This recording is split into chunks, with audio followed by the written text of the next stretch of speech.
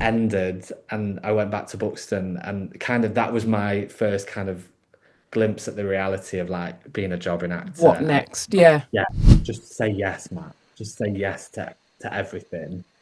And it allowed me to work through them. I think the hard days. Because people used to say to me, "Oh, you're not an actor anymore." Don't confuse a delayed path with a failed one. I think careers, especially creative ones, rarely unfold how we imagine them to. A quick note. The views and opinions expressed by our guests are entirely their own and don't reflect those of the Stronger Self podcast, Sammy Arts Collective, T Films, or anyone involved in making this show.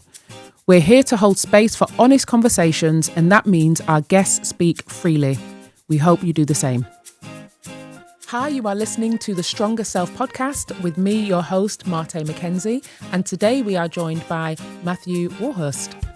Matt, lovely to meet you. Thank you for joining us today.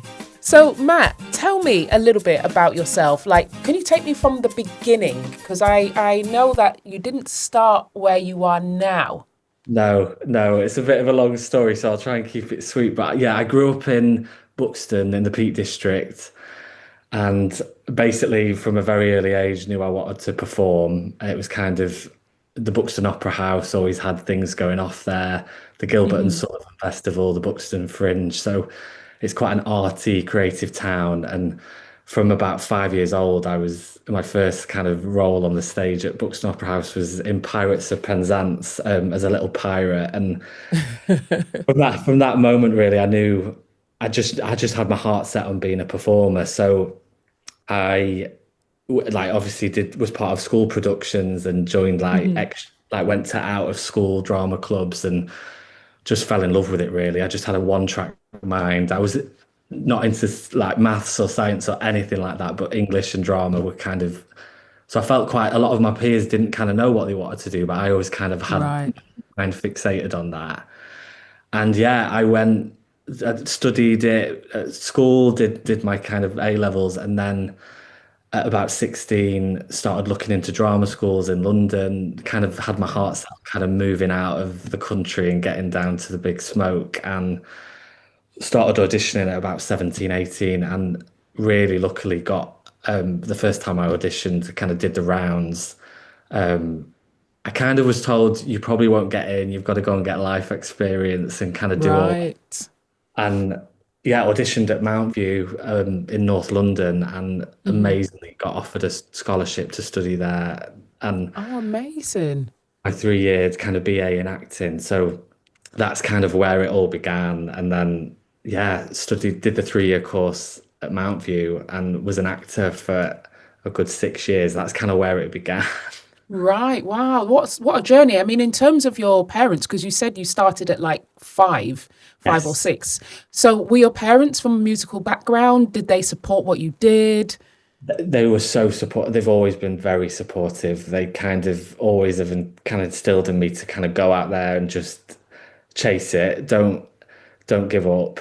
And kind of always believed in me. They're not creative really. Right. My mum's side of the family, they're kind of back in the ancestry. A lot of musicians. There was like fiddler players and singers, and I Ah, think it is in the it's family. in the But blood. yes, yeah.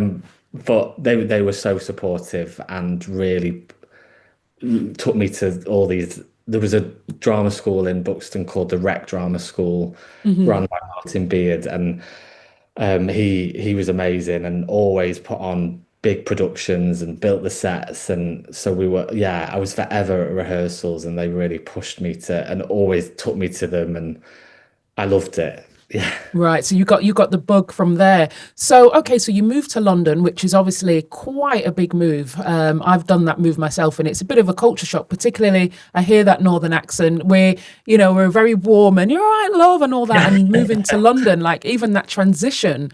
How did you find that? It was a shock. I mean, I Mm. remember being dropped at, we had to go straight. Mount View didn't have student accommodation, so we were straight into like renting privately with other students that we didn't Oh know. gosh, It was yeah, like of accommodation course. day, and I remember being dropped. My dad drove me down with all my stuff and dropped me in this house in Palmer's Green, Wood Green area, and Oh, not far from me, actually. and it was. I just remember him driving off and thinking, "Oh my God, I don't know Mm, anyone down here. I don't have any family down here. I'd never been on a tube before. I mean, it was yeah, oh my pretty hilarious." gosh. But it took me about a week to kind of, and then I just kind of started Mount View, and to be honest, was absolutely living the dream. I kind of always knew I wanted to get down to the city, Yeah. like that sort of environment. And Mount View was really, it was good. I didn't just, not just moving down to kind of start work. It was nice to Mm, kind of be studying and kind of meet people that way. And then slowly, yeah, it's like 16 years ago. So I kind of wow, wow. live down in London now. Okay, so when you look back on your days as a performer, Yes. what would you say, who were you back then? Like, I was probably very eager, very emotionally invested, and I think very focused on performance itself. I think like that part of my early identity, yeah, I don't think you question it. I think if it's instinctual, I think you just go for it. And at the beginning, I had that naivety that like performing was the only thing that was the only way mm, to access the industry. Um, so I think I was just fixated on being an actor and right. so keen. And now I look back, it's weird how you grow really. Like I think I had a one track vision of what it was to be in the industry, and it was all about performance and the stage and the screen, and it was yeah, and I think I just loved storytelling. That's what kind of I think that was what made me access the industry. But obviously, what happened in the last 10 years and the last like has kind of opened my eyes up to that there's just so many ways to storytell, and it doesn't matter whether you're Yeah. yeah Well, front of the page or back. Well, this is why we wanted to get you on here because Yeah, you've really taken such a journey through this industry. You've started out as an actor, and yeah, there's so many other avenues that you've taken. Can you tell me about? So you've finished Mount View, you've got your BA, is it BA Performing Arts degree, yeah. and then what happens next? Because you really have been on quite a path. Yeah. So I mean, you couldn't write it. I still can't believe my luck, really. The week after I graduated Mount View, I got a call from Peter James, who was sadly not with us anymore, but he was running the director's course at Mount View, and I'd Hmm. barely met him. I think someone had told him I was from the north, and he said, "Would I come down and audition for a project at Lipper?" So I came down, and much to my amazement, it was for Victoria Wood. It was for Wow. a premiere of Housewife 49 on stage that she'd won the BAFTA for, but she was adapting it. They'd adapted it to theatre. And growing up, I loved Victoria Wood. I loved Dinner Ladies. And I just thought, oh my, and I walked in to the audition. They kind of made me read for lots of different things. And it was about 2 months till I heard, and I just thought, I've not got it. And Wow, what a wait. it was great. I was back in Buxton. I was actually helping my dad runs a window cleaning company, and I was out window cleaning when I Mm. got the call to say you've got the part, and You didn't fall off your ladder, did you? I nearly did, but I didn't. And yeah, they offered me the part, and I'll never forget the first day of rehearsal. I walked in, and loads of the Dinner Ladies cast were in it. I was working with Sue Devaney and Andrew Dunn, and I, I was speechless, and that was Wow. my first kind of professional gig after graduating. And then it was straight into the hustle, really. And I think that was where I Mm, realized I kind of had this amazing start, and then I think there was a naivety that like people would come and see it, and there was talks of it right. transferring, and it never did, and then it was like it ended, and I went back to Buxton, and kind of that was my first kind of glimpse at the reality of like being a jobbing What actor. And next? Yeah. yeah, what do I, What next? how do I, how do I earn money? How do I pay rent? I wanted to get back to London, but that all felt a bit daunting. So Matt, so you've finished Mount View, you've done your job with Victoria Wood, and then you find yourself back home in Buxton. Like, how was that for you? Like the transition from doing, the fantastic job with somebody that you've always looked up to and admired, and then you're back in Buxton. Tell me about that for you. It was hard. It was the first time I kind of thought, hang on a minute, this isn't what I thought it was going to be. And I think Mm, every young performer has that. But at Mountview, you're surrounded by, I mean, peers chasing that, and you all go up for showcase. You're all trying to get an agent. You're all kind of fighting for them jobs. And I was so I actually missed my Mountview graduation because it was the open. We were in oh, a dress rehearsal for Housewife 49, but it felt like this is what I've wanted. This is what I've worked hard to do. So I went back to Buxton, and I was kind of. I used to work in a pub. I was helping my dad out a little bit, and it was just that reality of, in a way, it was maybe a good thing because it allowed me time to process the last right. years of crazy being in London and process the job because, to be honest, I was just that. If I look back, I can't really remember like I was in awe of like the people around me and the actors around me, and Right. I just tried to be a sponge and soak up them, and a lot of them are now very, very good friends, and that led to, which I can talk about, like the kind of the contacts and the relationships and which I think are massively one of the most important things in this business, that how people perceive you, how much people can rely on you. And so I went home, Yeah. and it was that reality of, I want to get back to London. How do I do it? What do I do on the side when I'm not working? But I also So need what some. did you do? What did you do on the side? So I was working for my dad a lot, doing the window cleaning. I was in the pub. I kind of did a bit of everything. I used to work in a fish and chip shop. It was, I was all over the shop really. And then Veronica Roberts, who played the part that Victoria Wood played in the TV show, she played the part of Nella Last. Me and her just really connected. She's the most beautiful soul and had been in the industry a long time. And she said to me, we'd kept in touch like I had with a lot of the cast, but she said to me, look, I live in Cricklewood in London. I've got a Mm, spare room. Why don't you just come? I won't charge you a lot of rent. Why don't you move down here, try and get a job? So, and you can be auditioning on the side and do all that. And so I did. I obviously couldn't believe that she was being so kind, and we got on really well. And so I moved in with her in Cricklewood, and 3 weeks later, got my first dressing job on Matilda, the wow. music.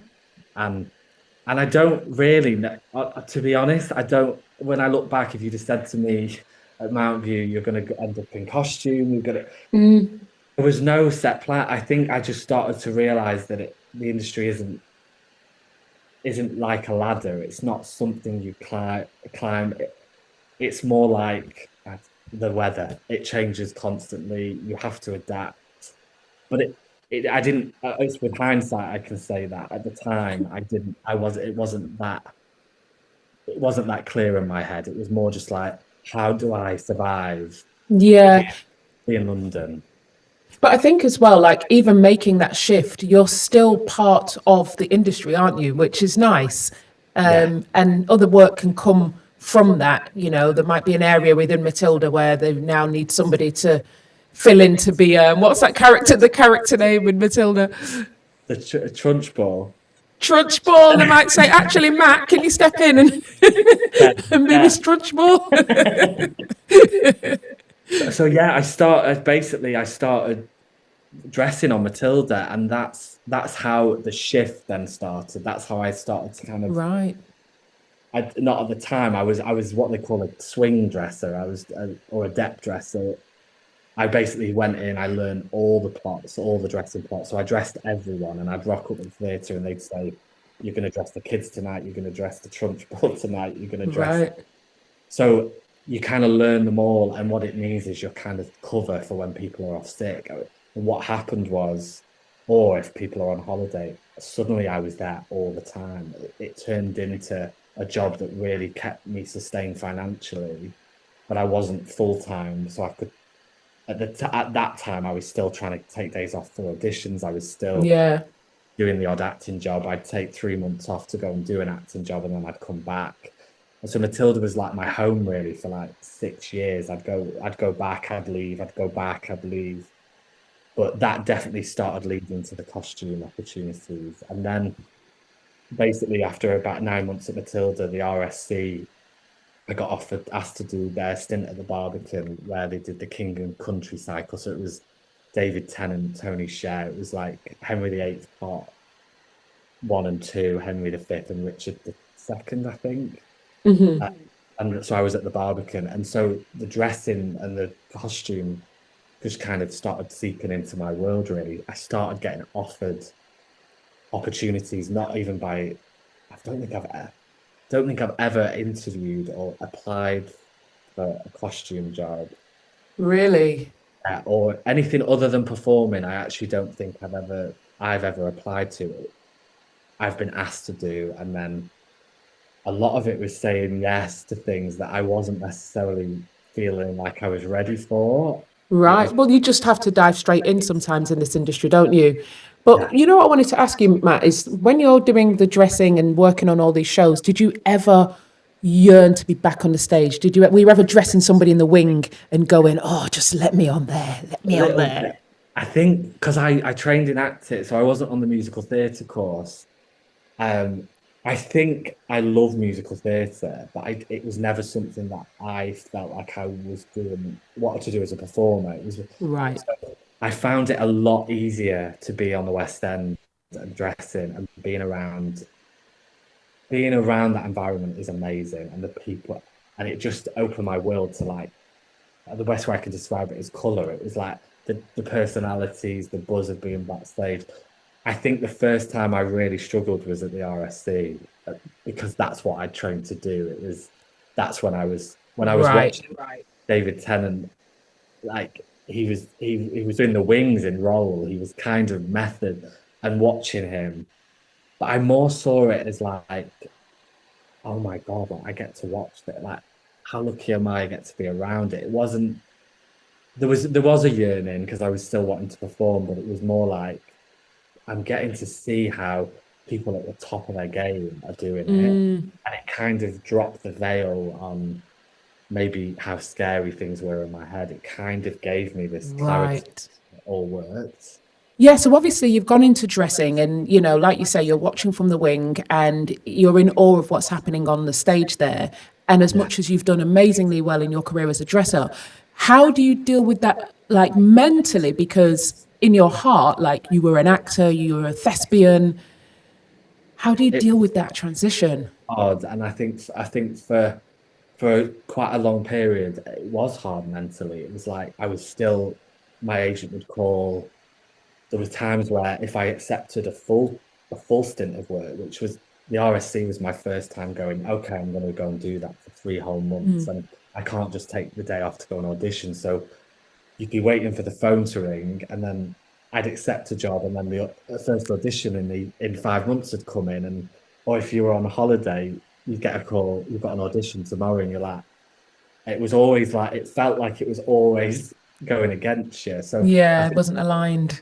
yeah, mentally it wasn't great, but I think I knew I had to hustle. I didn't want to go back up north, not for any other reason than I just had my heart set on I've got to do this, and however I do it, if I'm around the creativeness of this industry, be open. And I think someone gave me advice, someone that I really respect when I was and said, just say yes, Matt. Just say yes to everything.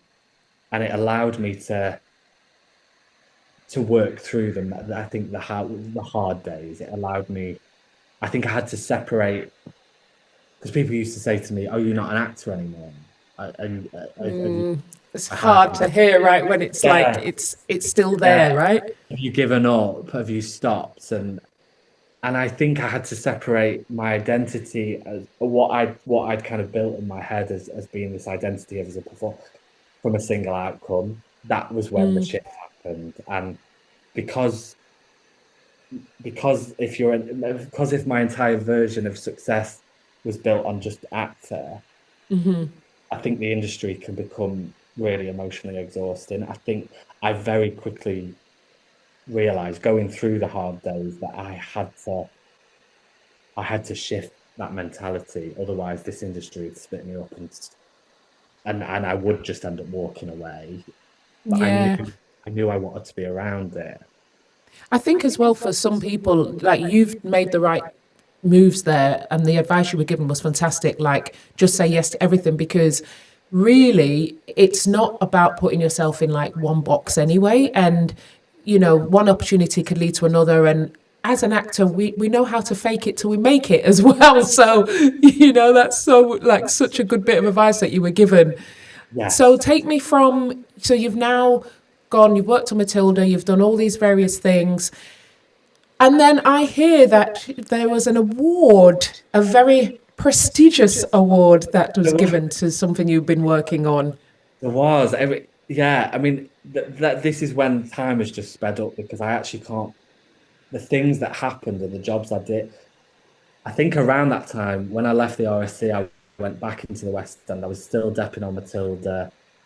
I was There was a time I was depping on 4 West End shows at the same time. I actually don't know. Wow. I was on Harry Potter, and for that there's 2 parts. So there's like 15 plots to learn. I was on what else was I on? Matilda, and at the same time I kind of started chaperoning as well.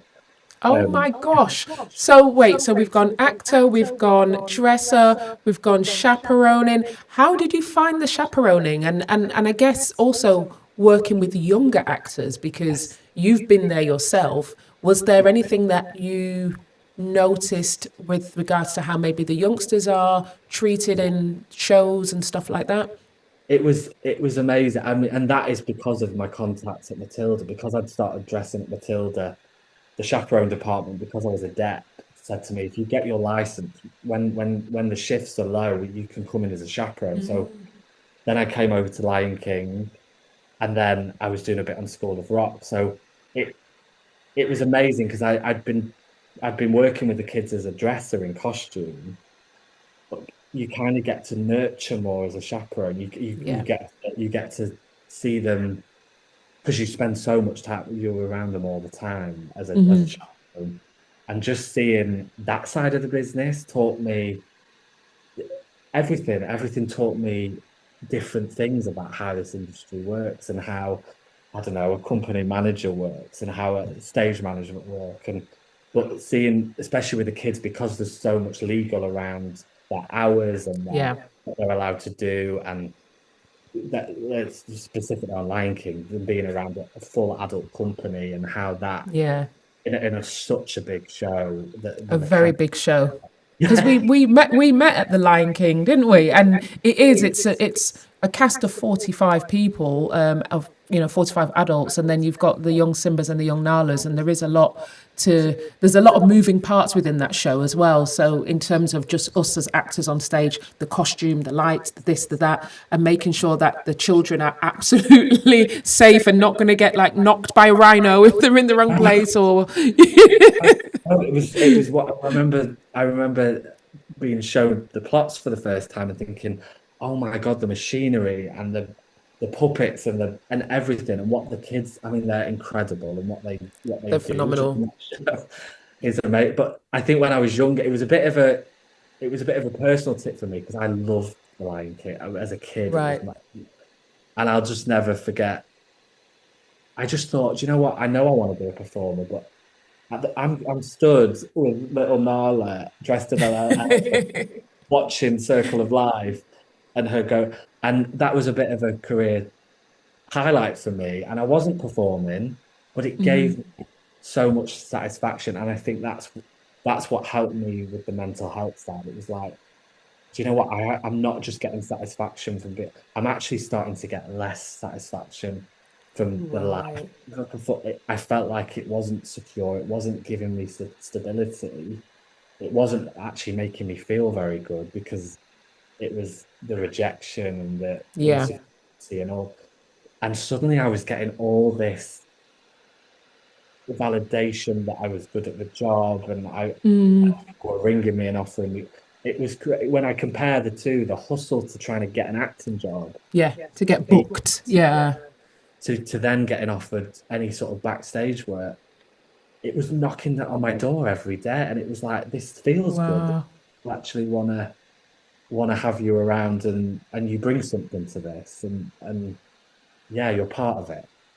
And that's testament to your personality and who you are, because like you say, you've never had to apply for a role. Like, people have come to you. And I think it is difficult for people in our profession to not let go of what you want, because once you've got that dream, you do want to follow it through and keep going. And one day, just one day, I'll get on that stage, that whatever that may be for you. It might be the RAC. For me, it's like playing Wembley or whatever it is. But also Yes. just knowing that, you know, you can, in this career, you can pivot, and it might give you more fulfillment than what you really thought it was you were searching for. Yeah. And I think Yeah. working with children as well, and seeing the joy, you know, the little Simbas and Nalas, and seeing their joy, that's a nice feeling as well, you know. Yeah, it was incredible. So I was on the West End for quite a few years, just doing a mix of chaperone and a mix of dressing.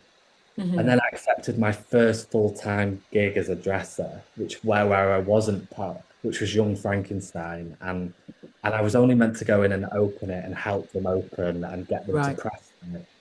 And you know what? The company was so gorgeous, and it was so much fun. I ended up staying for the whole job, and I became the principal dresser, and I was looking after Leslie Joseph and Hadley Oh Fraser, my gosh. Noble, and it was that year. It was the first time it was the first time I thought, "Oh, I'm really happy. I don't, this feels good," and I enjoy going in every night. I was still auditioning, and the last time I performed on stage was 2017, so that was around the time Right. just before I started during Frankenstein. And can I ask you what that was in 2017? What were you doing? It was a new comedy play called Doom Resistance, and we opened in Plymouth at the Theatre Royal, and then we came to London. Actually, brought it to the Camden Fringe, and the part was incredible. I played like a young World War One soldier who was very, compared to like Baldrick, and it was very farcical, and I loved it, and I loved doing comedy. That's kind of what I loved to do when I was performing, Right. and it was lovely because from that I kind of got awarded um, best supporting actor in a comedy and one to watch for that year. Oh So my it was, gosh. when I look back, it was nice to go at. Not that I'm saying I'll never perform again, and I still do, but it was really, I did that year, and then went into Young Frank for a year. I'd also been I started getting into music costume as well, like touring with Okay. bands and stuff. So 2017 was a bit of a crazy year because I did I went and did a bit on the road with Take That. So I kind of had my own. Oh. Yeah, it Can I ask, who's your favourite member, or you're not allowed to say? I'm probably not allowed. They were all lovely, and looking after the dancers, and that was a whole new environment. And to be honest, if I'm being really honest, that environment I love because Right.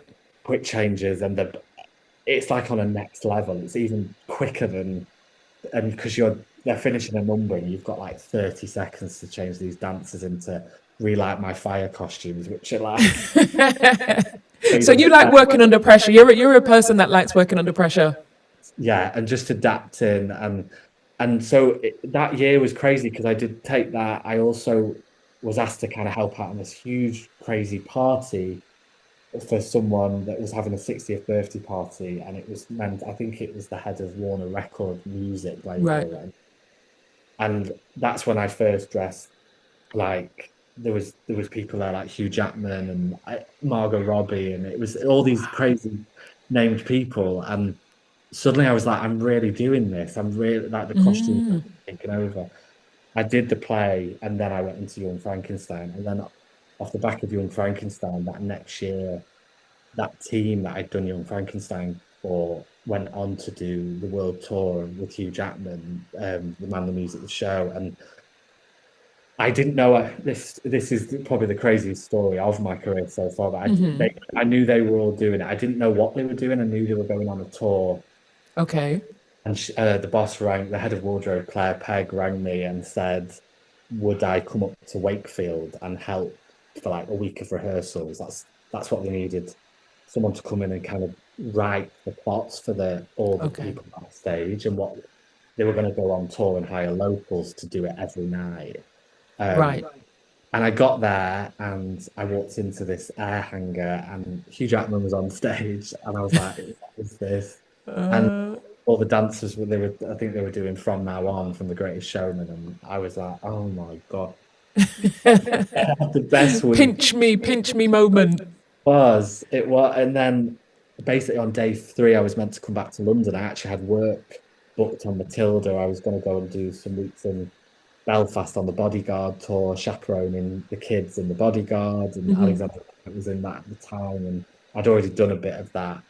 And they called me into a meeting, and basically they said, everyone really likes you here. We don't really want to give them locals in every venue. Do you fancy coming on a world tour? And I was like, oh my God. You're like, let me think about it. So I did. I ended up going. I had 3 days. I couldn't come back to London. We opened in Glasgow on the Saturday, and that took me all around Europe and then to Australia and New Zealand. So that was incredible, and that felt like to be honest, it was probably one of my favorite jobs. Seeing that every night and getting to be around, Yeah, wow. meeting all these new people from all around the world, and again, that was one of the times I thought, do you know what, Matt, you're here because you've said yes. Like, if I had Yeah.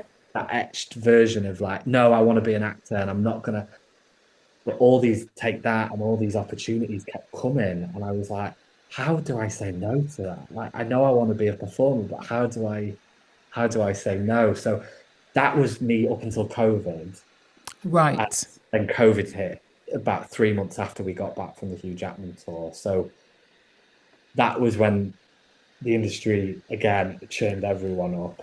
Yeah, I mean, you've gone from such a high, and then it's like, and we're all indoors. And, as a creative person, being stuck indoors.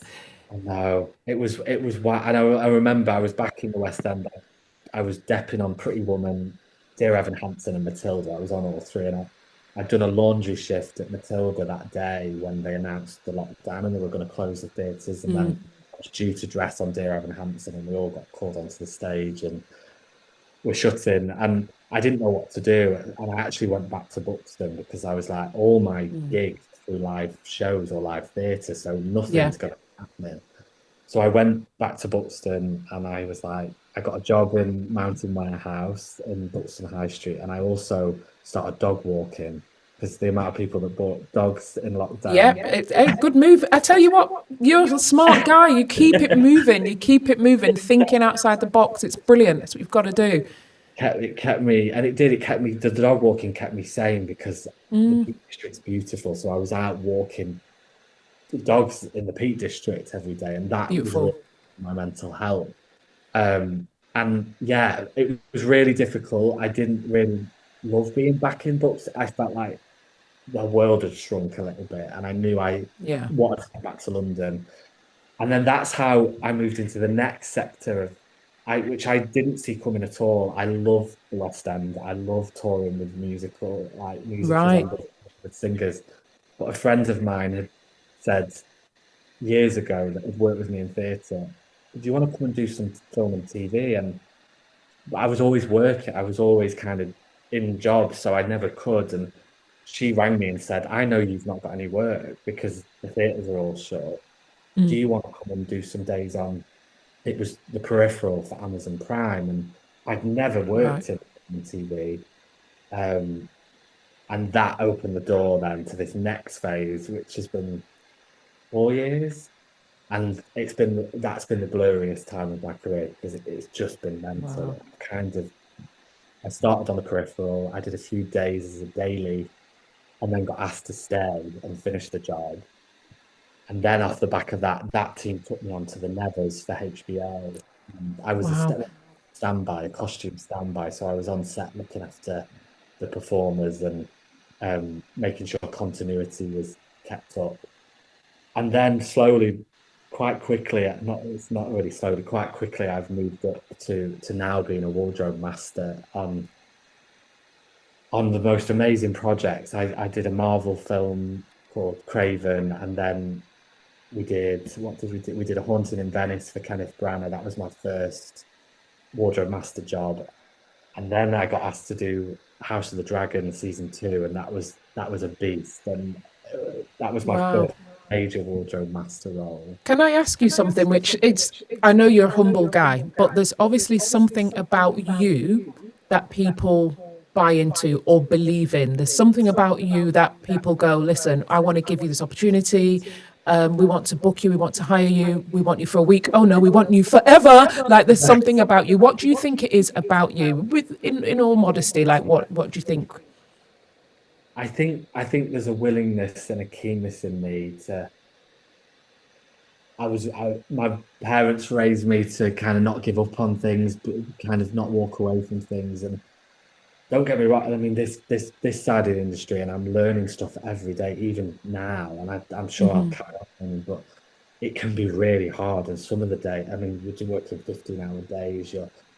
But I think I don't know I don't know where it comes from, but I always have a smile on my face, and I try to be someone that people can rely on. And a lot of the time, when things get hard and people are screaming and shouting on set, and I think I think that you look around and there's a lot of unhappiness. Maybe there's a lot of Yeah. people are struggling, and I try to. I think something my mum instilled in me was never leave someone feeling worse. And if you Oh, whoever you that's meet, nice. always try and leave them feeling better than when you met them. And That's so lovely. That's such a nice thing. I'm going to keep that. That's yeah, lovely. and I think that is something that people seem to say about, and I don't often talk about it, so it's strange to kind of reflect on it. But I just show up on time, if not early. I hate being late. Yeah, I've got a bit of OCD about that, so I think that helps me be, I think, reliable and Yeah. someone that people can rely on.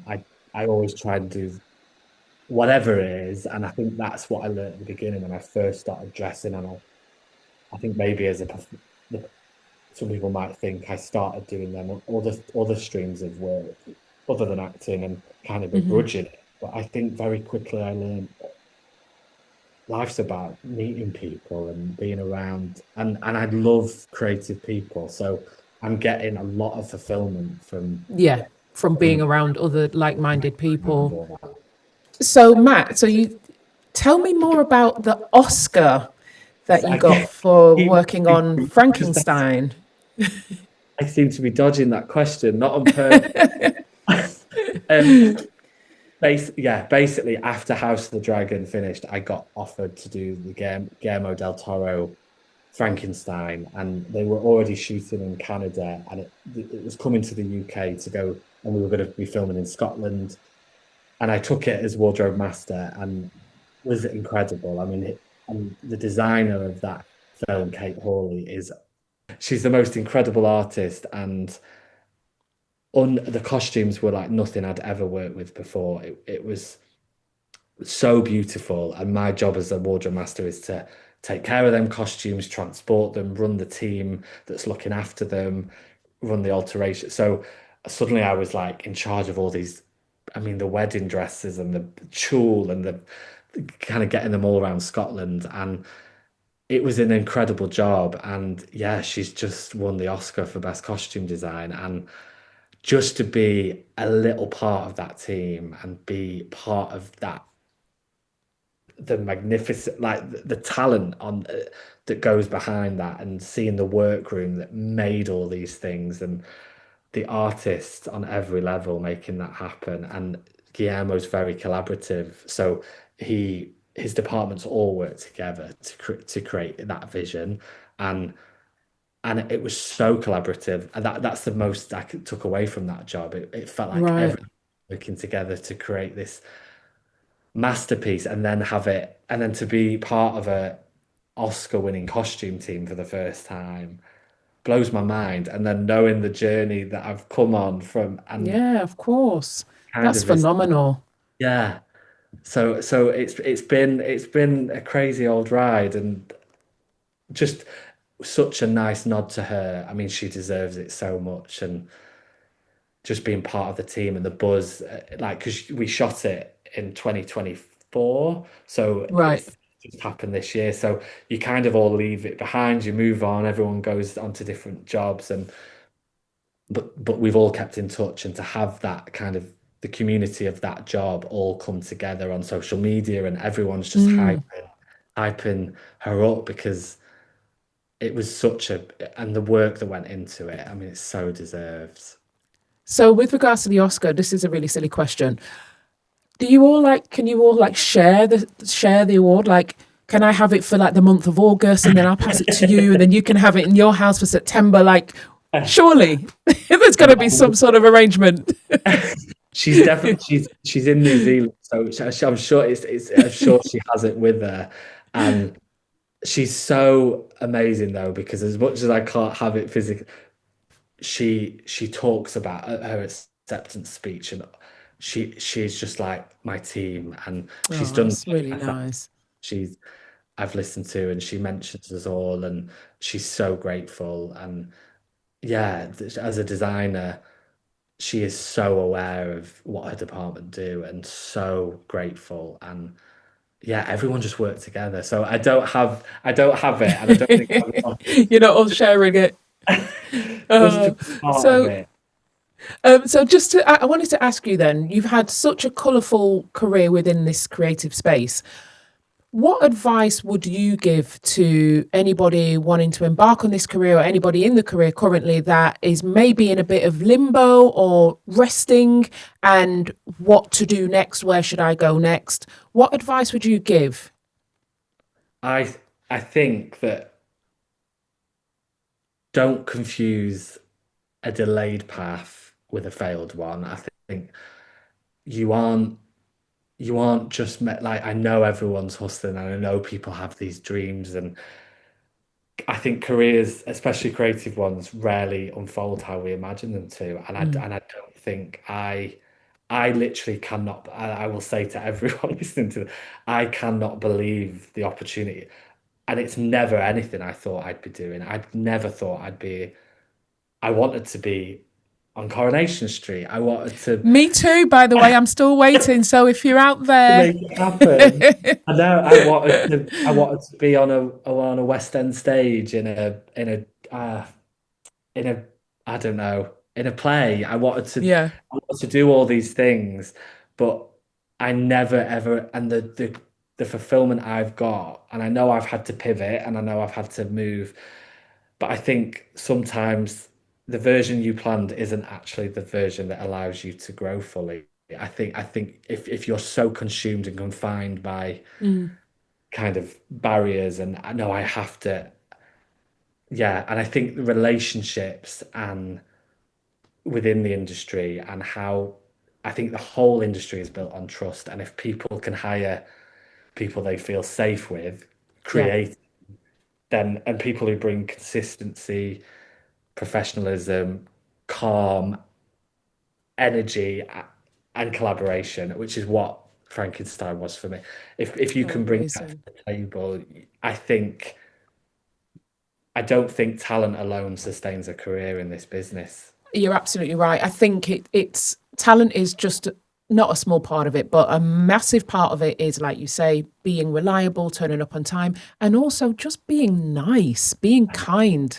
You know, Yeah, that no one wants to work with somebody that's not very nice. You could be the most talented actor or performer, but if you're not nice, then it's no, not joy, is it? It's not a joy to work on set or on stage with that person. So, yeah, being reputation. kind and being nice. Yeah, reputation. Yeah, absolutely. Oh, well, Matt, honestly, it's been such a joy to speak to you. You've had such a colourful career, and I just love that it seems to have just really flowed for you, and that says a lot about who you are. So thank you so much for sharing that with me. And Thank I know you're currently working with a very dear friend of mine, so please say hi to Lulu for me. you. I will do. I will. And thank you so much for joining us at Sammy Arts. Thank you so much, Matt. Thank you. Take care. You too. Bye-bye. Bye-bye. You've been listening to the Stronger Self podcast, hosted by Martay Mackenzie and produced by Sammy Arts Collective, filmed and edited by T Films. The Stronger Self podcast is part of Sammy Arts Collective's Creative Futures programme and created in collaboration with T Films. Find us on social media at Sammy Arts Collective.